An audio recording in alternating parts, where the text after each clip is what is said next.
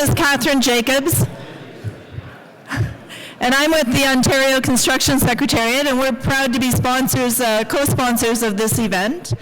For those of you who aren't familiar with the Ontario Construction Secretariat, we're a joint labor management organization devoted to the unionized ICI construction industry. And some of you might wonder, why is the unionized ICI construction industry co-sponsoring an event on housing affordability?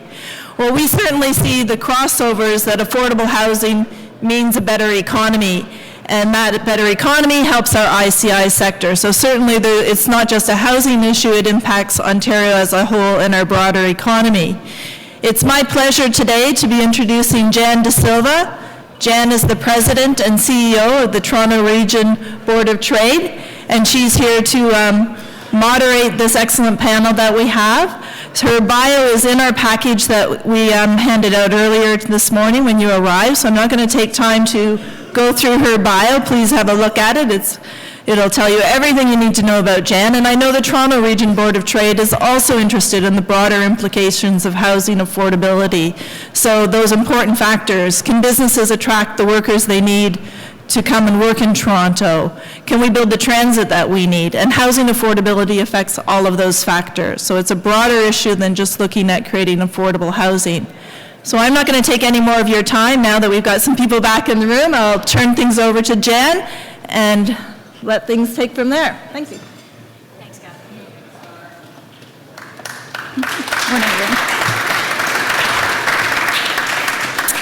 Good morning, everyone. Thank you, Catherine. I'd like to congratulate Andy, RCCAO, and all the other supporting organizations who commissioned today's CANCIA report.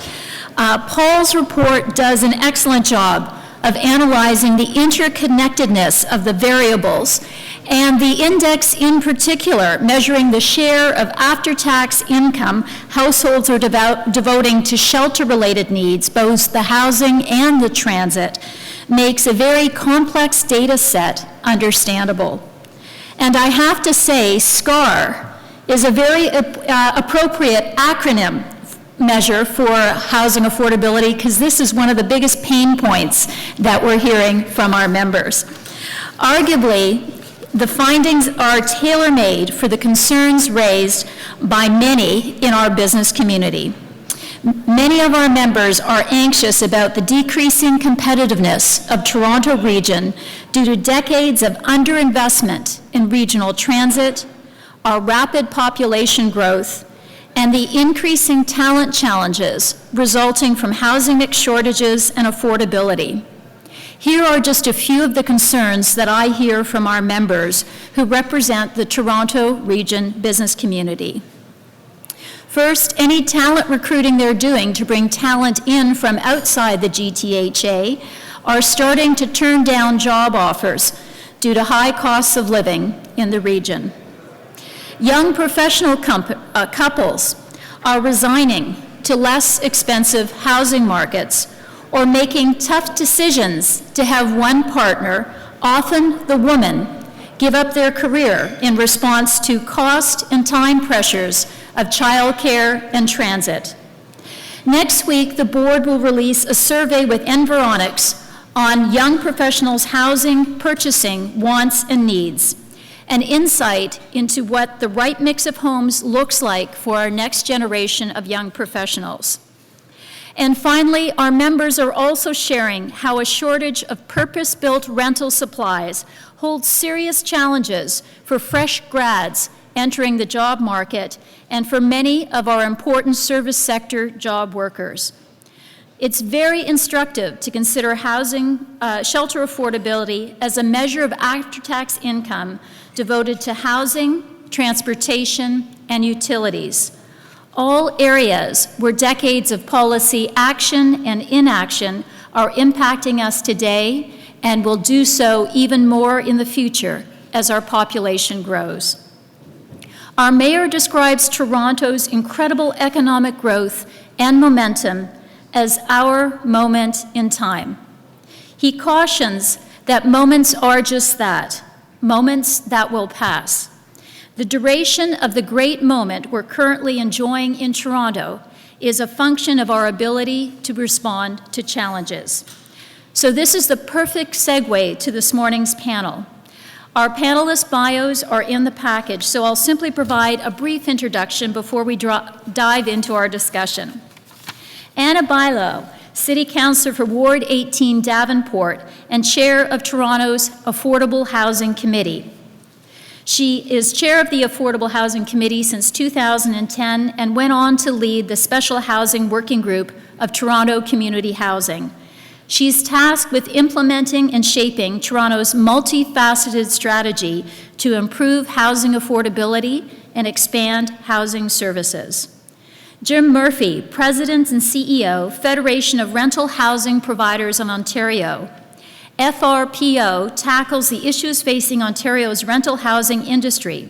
And this is an area of incredibly high interest, for in Toronto alone, we have 80,000 people a year moving into the city, which suggests we should have 35,000 new rental units coming on stream each year. We presently average 1,500. So I'm wondering, is rent control a driver of this situation? Diana Petramala, Economist, Real Estate, TD Economics, is an experienced senior member of TD Economics, joining the firm in 2008. She's frequently cited in the media on the Canadian real estate market's economic trends.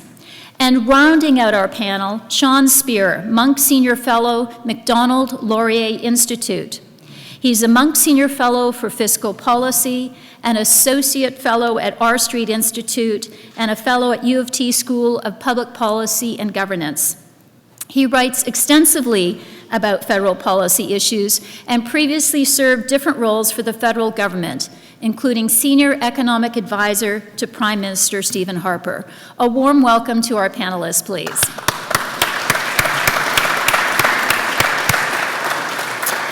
Now, before we begin, our lawyers at the Board of Trade have indicated that I must disclose that I'm more than a moderator. I share a very special interest in this topic, so it's my duty to disclose this. The board's vision is to make Toronto one of the most competitive and sought-after business regions in the world. In responding to our members' concerns on the poor state of housing and transit, Toronto Region has been very active on this file. That's our board. We've been communicating our position to federal and provincial ministers and adding our voice to the narrative with op-eds in the Toronto Star. We care deeply because housing affordability affects the region's ability to attract and retain talent. So like you, I'm very interested in hearing from our panelists. Each of them has a unique lens on housing affordability, and I know they'll have thought-provoking reactions. They'll create thought-provoking reactions to the data presented this morning. We've got wireless mics throughout the room, so feel free to ask questions at any time, and I'll be queuing up questions frequently as well if you're being a little bit too shy. I'd now like to start by asking each of our panelists to provide their view of Ontario's housing market and their reaction to the report's findings. Councillor, can we start with you, please? Thank you. I'd like to start by thanking... Let's try this again. I'd like to start by thanking the sponsors, the Cancia and Janet and the Toronto Board of Trade for really putting this item on the agenda. As Janet said, I've been chair of the Affordable Housing Committee since 2010. And let me tell you that in 2010, to get an article about housing in a newspaper, I had to beg somebody to talk about this issue. It was not easy. We were coming out of decades of governments getting out of affordable housing, and it was seen as things are progressing. It is the way it is going. And I remember back in 2012, I put together a private sector roundtable, and some of the people here participated in that. So that it was actually talking about housing making economic sense. and why we needed to start talking about the issue and start addressing this issue. And from that we went on to dealing with the issue more on a socio-economic issue. For example, with Toronto Community Housing, the first thing we did when we started advocating for funds for Toronto Community Housing was asking CanSIA to do an economic impact study on what it meant for all three levels of government to actually investing in something like this. So going from an issue that it's not about the bricks and mortars, or it's not about a social issue of affordable housing, but actually understanding that what we're talking about, it's a socio-economic issue that is a continuum, that is a system that needs three levels of government involved, that doesn't have one easy solution, it's a complex issue, is what we've been trying to advocate. And I think that you're starting to see more and more organizations in our city and in our province really coming to terms with that we need to come together to really address the issue and understand the issue. So when you see, the mayor of our city saying, you know what, this is actually an issue that we're lacking a lot of data. It is about time that we have organizations such Ryerson and others that are really investing a lot on understanding housing, and our governments. It was good to see the federal budget actually allocating money to specifically understand the issue of housing, because what we see that we have in front of us right now is a market that has issues at all kinds of points in the spectrum. In Toronto, we're dealing from issues from the shelter system all the way to market housing, and understanding that and understanding the data behind it is quite interesting. I have to tell you, going through the report, a lot of the things that came through these private sector roundtables had been identified. But one of the things was this overhousing of seniors, and we all understand that. And all of a sudden, I'm looking at all these numbers and all this information and saying, wait a minute, we actually have a program in the City of Toronto that is funded by the provincial and federal government that incentivizes seniors to stay in their home. And maybe this data is showing that we need to rethink how we do this, because we're actually incentivizing people to stay longer in their homes, paying for renovations and so on. So now we have all this data in front of us that should tell us maybe this is not the best way to actually invest that money. And so thank you for bringing this conversation alive. I think that we need more of these forums, because there is no question that what we have in front of us, it is a robust housing system with crises at different points, from, like I said, the shelters to market rental and market ownership. And so looking forward to the conversation here today. Thanks, Councillor. Jim? Thank you very much, and I also want to extend my appreciation to the organizers of the conference, and I'll add, in addition to CanSIA, Ryerson, obviously Ontario Architects Association, and ResCon, who are all behind this. As someone who runs an association, I know all the work that goes into something like, in terms of making this morning happen, so thank you, and I think it's an important contribution to the discussion we're having. Discussion about affordability, to me, it's about one thing, and we've had it since the mortgage meltdown in the United States of 2007, 2008, which is low interest rates. So we haven't had a move in low interest rates in Canada for going on 10 years. If I can be so bold, you said to be a bit provocative, Jan, money is cheap. So whether you're building or whether you're taking out a mortgage or you're needing money to build a rental project, money has never been more affordable. And so that's the one missing ingredient we've had in our whole housing market in the last 10 years, I would argue. And what that has led to is a tremendous boom in both supply, but also in prices. There may be some other reasons why prices have increased in terms of demographics and other reasons. We heard that in the presentation. Family unit sizes are getting smaller. We just need more supply as a result.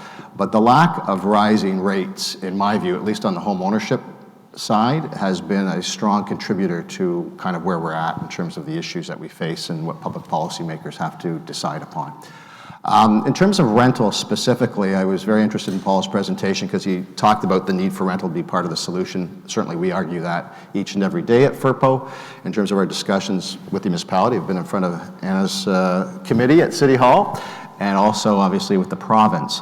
And one of the great, I guess, tragedies of what we've seen over the last month or so is that Toronto, the Greater Toronto-Hamilton area, was on the verge of a massive expansion of purpose-built rental. So according to Urbanation, consulting firm many of you know, there was 28,000 purpose-built rental units in the pipeline to be built across the GTA. And a lot of those are now at risk. We did a recent survey that about 20,000 of those are now under review in terms of the changes that the provincial government has made by ending the 1991 exemption and other factors, because now we have politicians at Queen's Park even talking about perhaps ending vacancy decontrol, which is vital to the rental market. It was brought in the late 1990s and really resulted in a massive upgrade to the housing stock that we have in Toronto in terms of rental housing. I fully agree that rental housing has to be a part of the overall solution. We're about 30%. And we were on the cusp of having that. Last year, even in Toronto, we've had a 50% increase in the construction of new purpose-built rental. So we have lots of people who want to do that. The numbers make sense. I'm not saying it's only regulatory reasons that lead one to make those investment decisions. Obviously, as I just mentioned, interest rates are low. There's other contributing factors. But it's unfortunate that when we were on the verge of doing that, that these policies have been brought in as we're less than a year now from the provincial election. The government has brought out some other programs, for example, on the assessment side, saying any new rental project has to be assessed at the single-family rate, the lowest residential rate in municipality. That helps, but in many municipalities that was already the case, including here in Toronto, which is the largest municipality. It was the case in Ottawa. It was the case in Hamilton. It wasn't the case in some 905 communities, so we may see that contribute to some rental housing in 905 communities. And then the government has also brought forward a $125 million development charge rebate program for rental. But that's a 5-year program of $25 million a year. Many of you in the audience know what the average one-bedroom development charge cumulatively is. It's almost $25,000, which leads you to about 1,000 units a year. We just had the Toronto Community Housing announce they're closing down 1,000 units because of the poor state of repair. So we had this interest in our members and in the industry in general to build purpose-built rental. It has to be part of the solution. You know, Paul said it in his presentation. He said maybe it'll kill the solution. Time will tell. We won't know these things for a while, and some of those projects will proceed.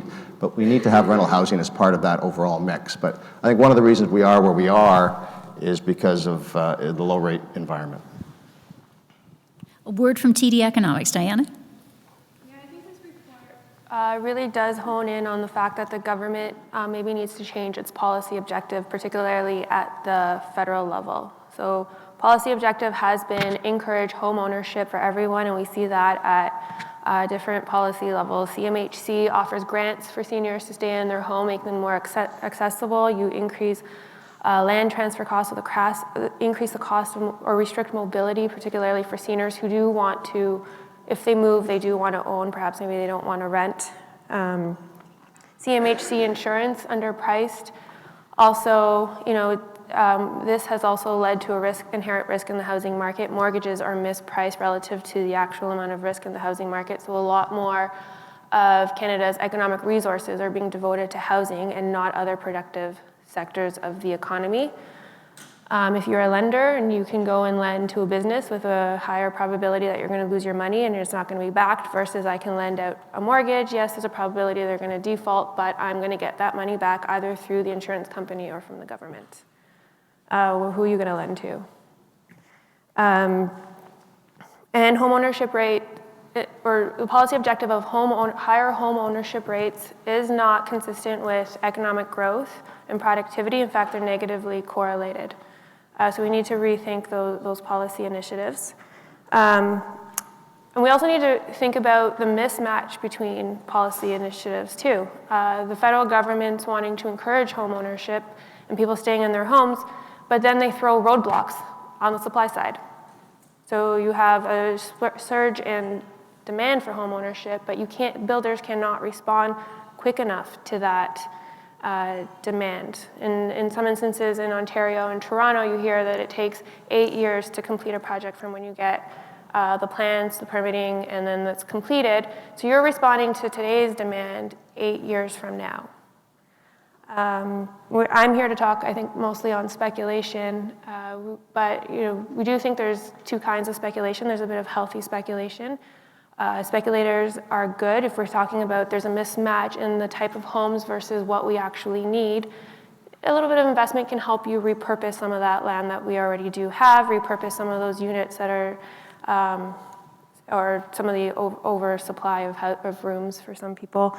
But then we throw restrictions on zoning laws, permitting processes, so we also restrict the ability to repurpose some of that land as well. So just pointing out the importance of rethinking our policy objective, but also making sure that all our policies are aligned in the same direction.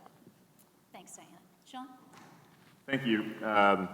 It requires a pretty high degree of immodesty to follow Paul's presentation on this panel to this audience, but I'll do my best. I have been interested in the question around housing policy in general and homeownership in particular for the past 24 months or so as part of a broader project or thinking about questions of intergenerational mobility, social mobility, and inequality. And when one starts to unpack those questions, they are invariably drawn to the question of housing and homeownership, in large part because of a substantial body of evidence that shows a positive relationship between homeownership and a wide range of socioeconomic outcomes, from civic engagement to health to education and so on. Little did I know when I started to unpack these questions that I was about to intervene in what has become obviously a contentious discussion or policy debate about housing affordability and the role of public policy. I think one of the principal and most important outcomes of Paul's work is to contribute to a more informed debate about the different factors contributing to housing affordability challenges and the different policy objectives that policymakers at the national to the local level are implicitly weighing. It was Dave, incidentally, who said to me, so much of this policy involves us flying blind, and I think that's in large part the principal reason we've got to the place that we are. And so the extent that Paul's work contributes to a more informed debate, one where we're readily engaging the trade-offs between homeownership and other considerations, or environmental objectives and housing objectives, and so on and so forth. I think we can start to have a more informed debate and a better housing policy. Just before I wrap up and we start the conversation, you talked a bit about, Janet, about increasing evidence from your members about people turning down job opportunities because of housing affordability challenges in Toronto. And those are people who are coveted, of course. These are prospective employees who are coveted by these firms, to say nothing of those who are seeing labor market signals that places like Toronto are a source of disproportionate role of labor market demand. So the labor market's screaming at its top of its lungs that this is where people ought to be, but housing affordability challenges are becoming a distortion. They're precluding people from responding to these labor market signals. So I really do agree that it is a crisis, and to the extent to which Toronto and Vancouver have a disproportionate role in employment in this country, and increasingly a national one that has national economic implications. And so I look forward to the discussion, and I look forward to a more informed public debate going forward that draws heavily from Paul's work as we weigh these different trade-offs and think about, as he said, when we're saying yes to something, we're invariably saying no to something else, and that's the way we need to think about these questions. Because each of our panelists brings such a unique perspective. I'm now going to move into individual questions to each of them. Reminder, we've got 2 wireless mics around the room, so feel free at any point in time that you want to jump in with a question. I'll be checking back after each question has been asked. Councillor Bailao, as the City of Toronto's council leader on housing issues, you know shelter affordability is not just an issue for the city or the province or even the federal government. It's an issue that requires all 3 orders of government to be working together. Is the current level of collaboration effective? And if not, what do you believe it's going to take for a coordinated response? And I'm sorry, it's such a tough one, but you can handle it. Okay. I think there's been significant improvements on the relationship and the way to tackle this issue from the 3 levels of government. I mean, a few years ago, we had to take bus loads of TCHC residents up to Ottawa even for them to start listening to us and to call for a national housing strategy. Today we have in front of us the announcement, the funding for a national housing strategy. We're still going through the details, but it's an important step because one of the key strategies to deal with this issue is predictable and sustainable funding and policies. In order to have successful initiatives in this file and things that are so interconnected between governments, you need to have a dialogue and you need to have sustainable and predictable funding and policies to happen. And that is why the National Housing Strategy was so important. It is the fact that you now have a government that is back at the table, that acknowledges that it has a role to play, and I think that is significant and important. We've had a provincial government that has played a role in affordable housing and matching funds. I think we're now having difficult conversations, very difficult conversations with the levels of government. Like I said, there's different points of the spectrum that are facing different challenges. And we in the City of Toronto obviously think that the challenge of the Toronto community housing is a big challenge that needs to be addressed by all 3 levels of government.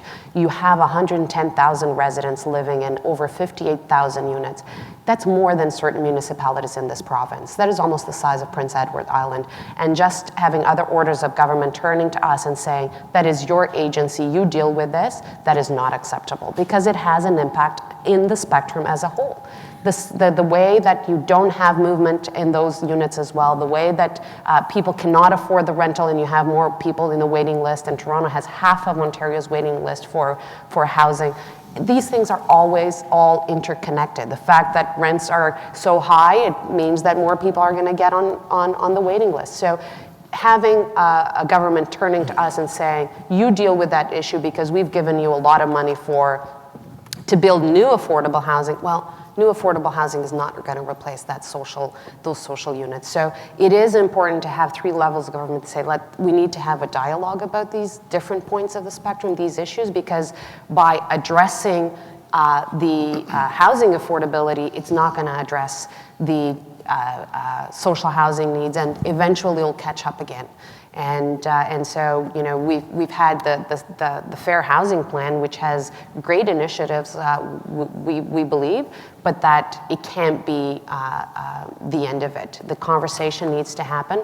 It is again important more than ever that the governments are in constant dialogue about these files, because the things that we do at the city have a huge impact on provincial and federally, and the other way around. Like, it doesn't make sense that we're creating incentives on one hand and then another order of government create a roadblock on another. I mean, we as a city are investing millions of dollars.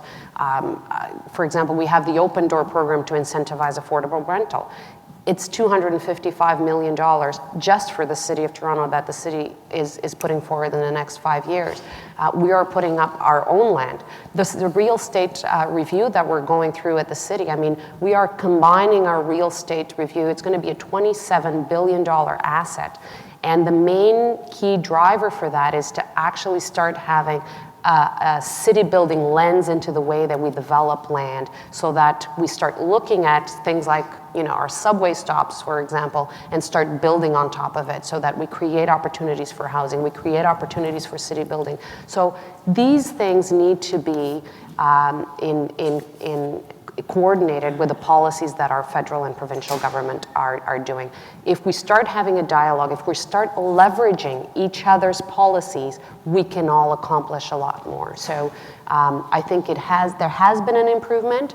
I think the next few months are going to be important few months. The provincial and federal government are going through the negotiations for the national housing strategies. They're going to have their own very difficult conversations, but it is important that we continue to have this feeling that many people in the media talked about a few months ago, which is the stars are finally aligned on the housing file. So I think it's the duty of these three levels of government to continue to ensure that the stars continue to align and we continue to have progress.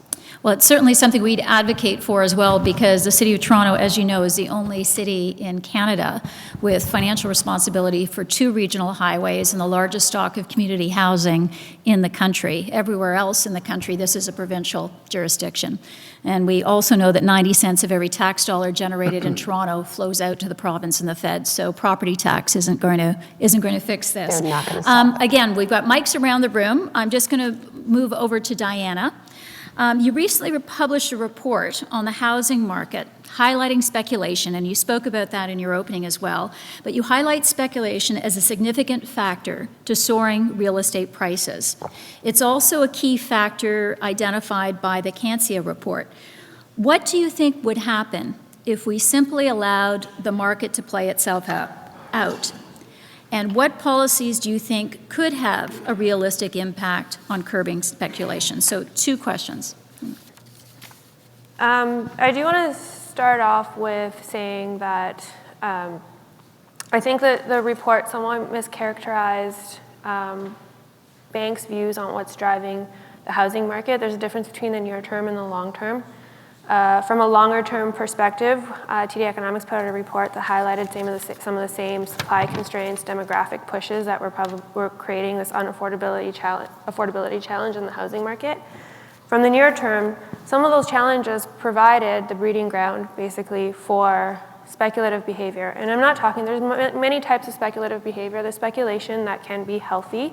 Again, the repurposing of old properties into what types of properties we need now, versus risky. So those people jumping into the market to make a quick buck.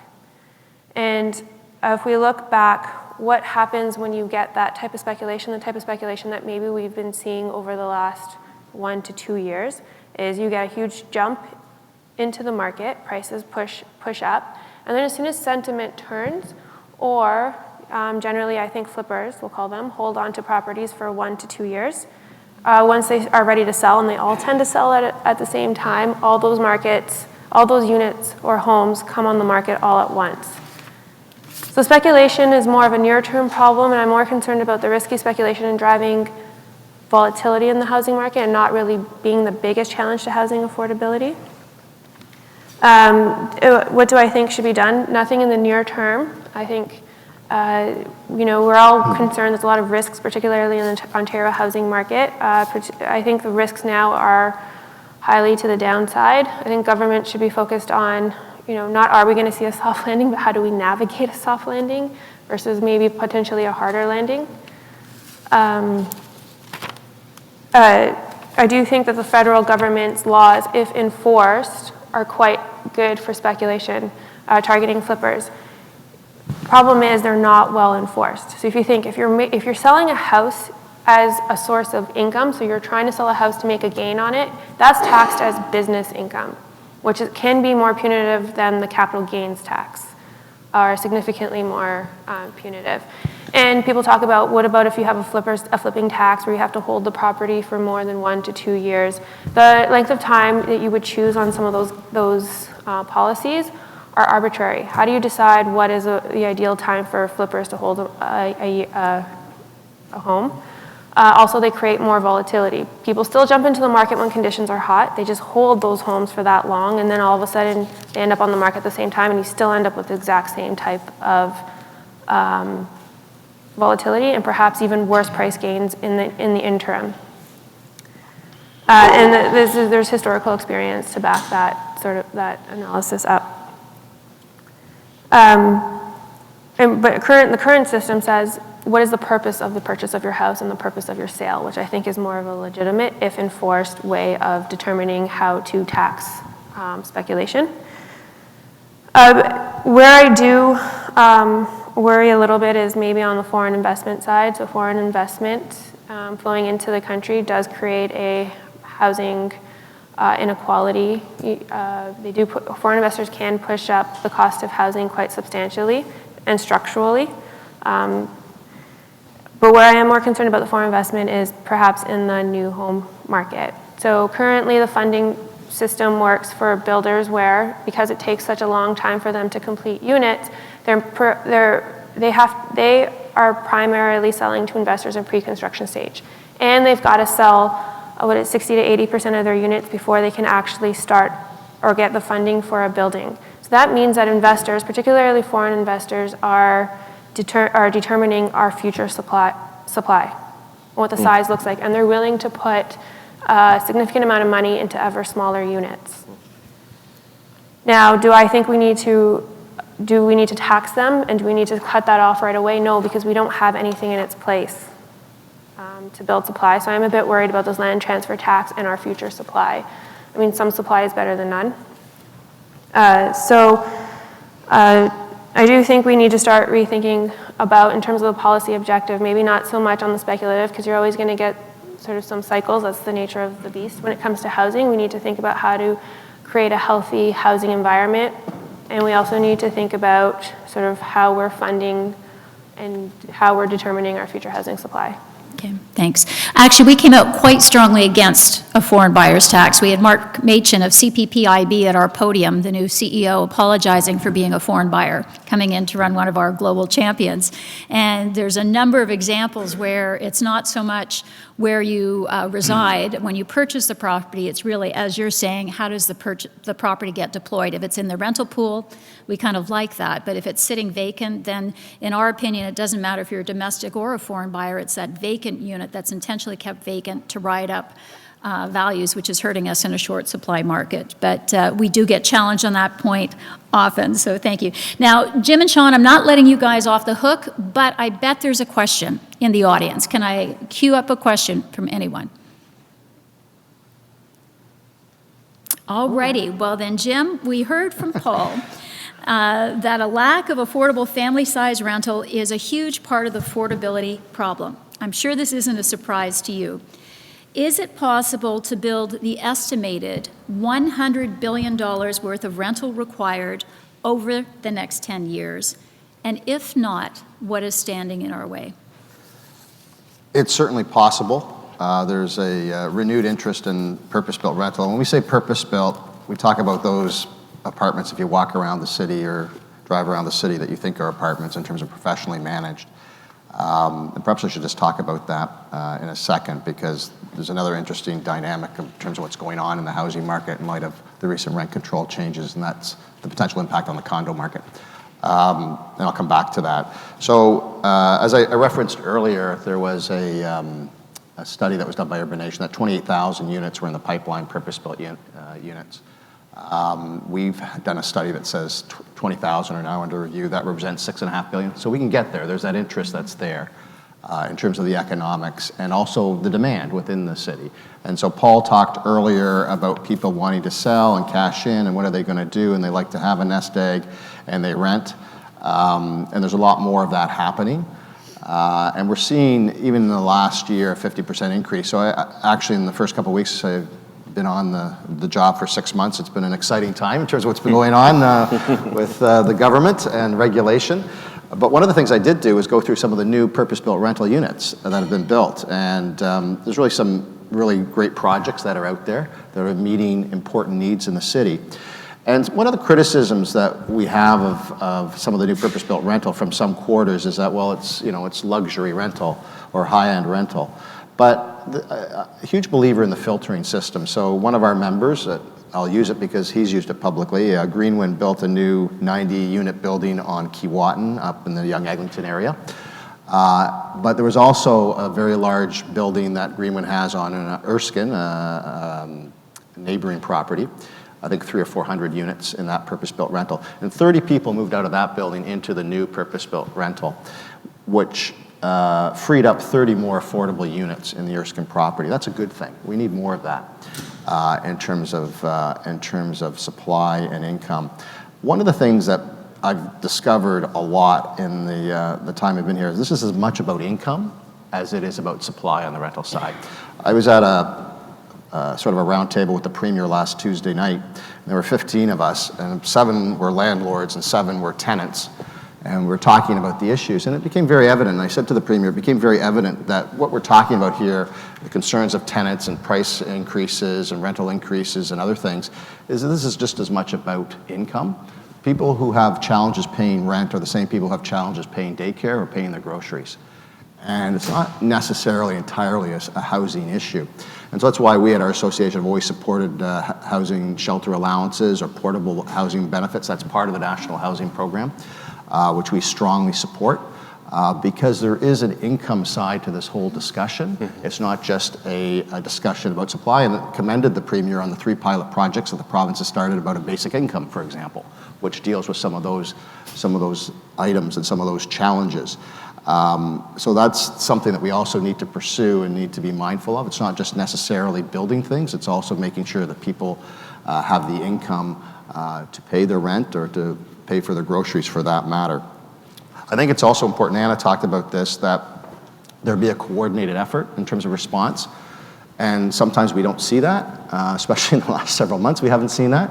So we've seen some good initiatives. For example, the federal government through CMHC has just reviewed the rules for multi-residential insurance for borrowing for our members. Lots of good changes, lots of positive changes that are meant to see more purpose-built rental constructed in terms of the changes that they made. But then on the other hand, we have the provincial government that's making some changes that aren't so helpful in terms of that investment climate.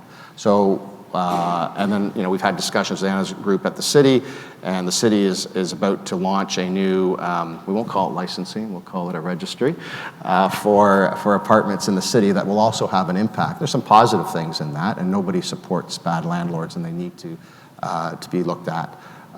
But those will also create an environment for investment. So we have all of those things that come together, and it's important that that government at 3 levels talk. The National Housing Program, a recent presentation by CMHC said that their program would be 10,000 new units nationally. That's not a lot of units, especially when we look at Toronto, let alone the rest of the province. So we need to find out, all of what we're doing, all of what we can contribute at different levels in terms of providing supply, in terms of providing affordable supply. We're very interested in doing that, and it involves different aspects, as I say. It's not just sort of the economic environment, but it can also be the regulatory environment as well. And you spoke about it from individual income perspective. I mean, we hear from our pension fund members as well that there's a strong interest in getting involved in purpose-built rentals, but the financials just don't make sense, and they've got an obligation to fund mom and dad's pensions. So I don't know if I could just follow on, any thought on that? Yeah, and I think that there is a renewed interest on the part of builders. And one of the things that's changed about the rental industry, at least our members, in the last 10, 20 years, the industry's changed. So what you have in the industry now are REITs, you have insurance companies, you have pension plans. One of our largest members is OMERS through Oxford. The industry's changed. We've seen an improvement in housing stock in terms of the rules that are currently in place and improving that.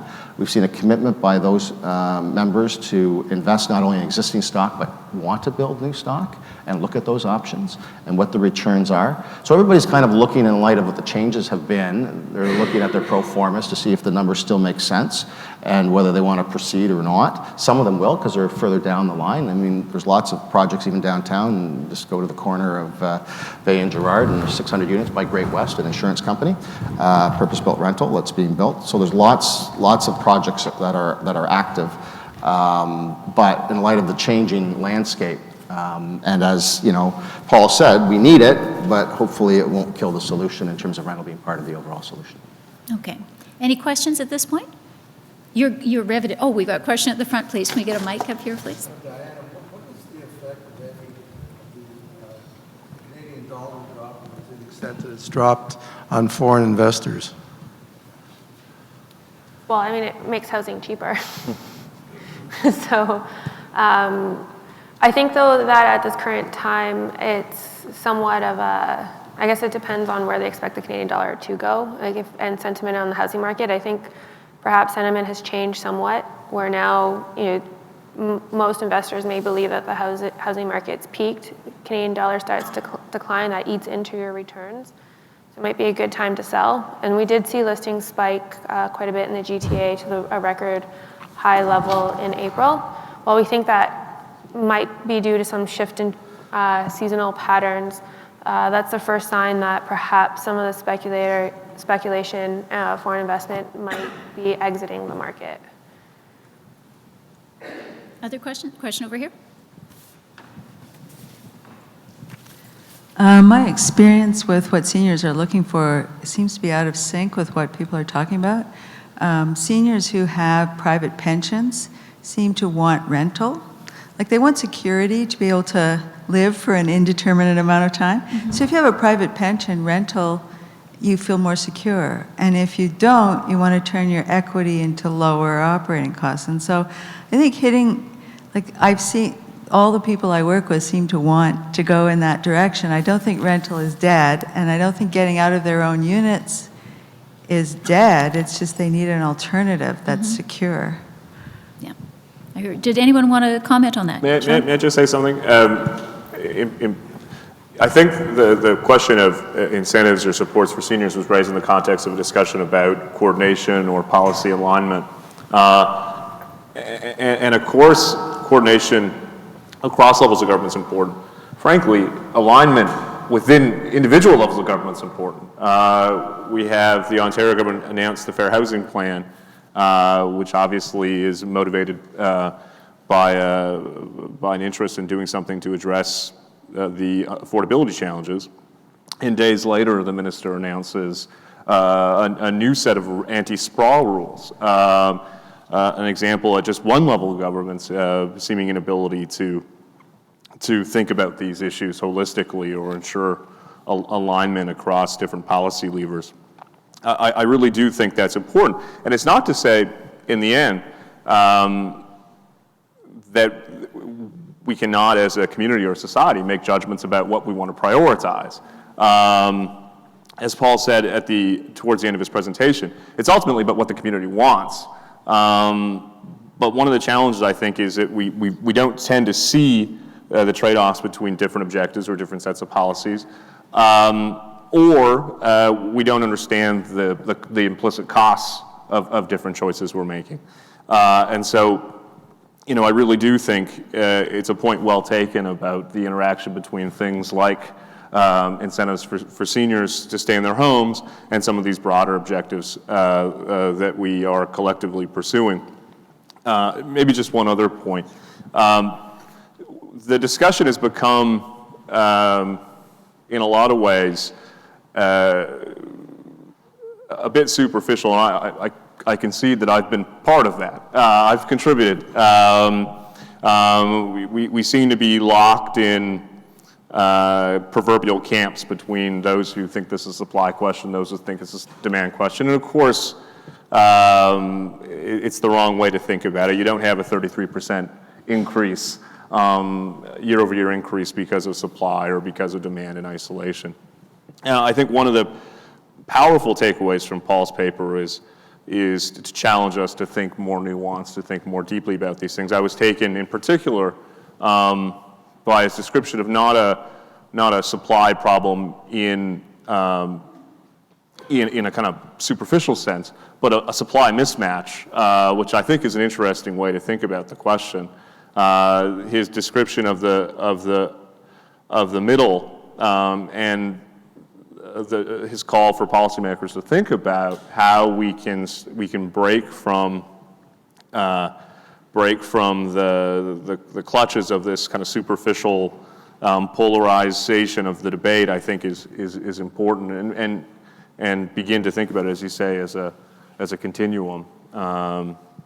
And so, you know, I think one thing that policymakers need to do is introspectively look at the ways in which the different policy levers are interacting, and make sure that they are aligned, not just across levels of government, but even within individual government. Well, connecting the dots is what you're saying. Exactly. It's not contradicting yourself. I'm interested on the senior piece as well, because something I hear specific to City of Toronto is municipal land transfer taxes, which the city relies on to balance the budget, is also a barrier to wanting to downsize, in addition to the incentives that the councillor spoke about, but that's a big barrier. And I think the Cancia report as well flagged the fact that if you do want to downsize, is there something appropriate to downsize into? I don't know if you've got any thoughts that you wanted to reflect on MLTT. And Sean, what I'll probably do is go to close. I think that below the speculation, there is going to be a level of construction costs that we can deliver things. And that level is going to probably not be, you know, it's probably going to be at the $30,000 or $40,000 a year type income. Just saying that from different numbers that I've run.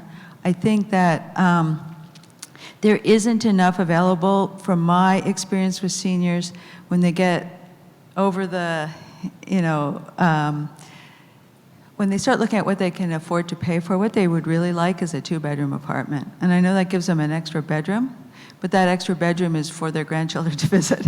So it becomes very important. And so that, and there isn't a lot of that out there, and there isn't a lot of that out there at a lower price point.